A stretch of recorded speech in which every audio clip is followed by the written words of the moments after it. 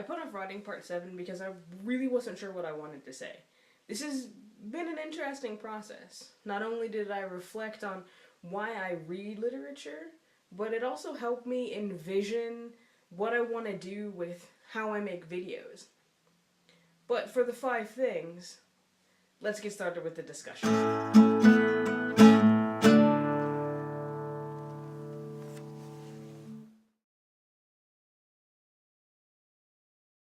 While I love reading books and talking about books and excitedly recommending books to people, what I remembered through this process is that reading is really a personal experience.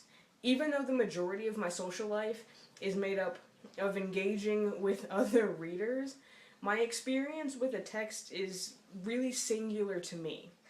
And I think I needed to remember that, especially since I have a hard time reading books that I can't recommend to my students. It's not just our physical actions that are affected by reading, but also the way we interact with people kinds of actions. I know I keep coming back to this Nerdfighter saying all the time, but I think reading helps us imagine people complexly. Not seeing difference as a negative, but as one facet of a person who we have at least one thing in common with. We're all human. I remember reading texts in college that made so much more sense when I understood the history of a time period. Which leads me to wonder, how are people in the future going to view us, people of today, as they read our literature and they study our history? I really have nothing to say about this one. It's fairly straightforward. It is a truth universally acknowledged that a single man in possession of a good fortune must be in want of a wife.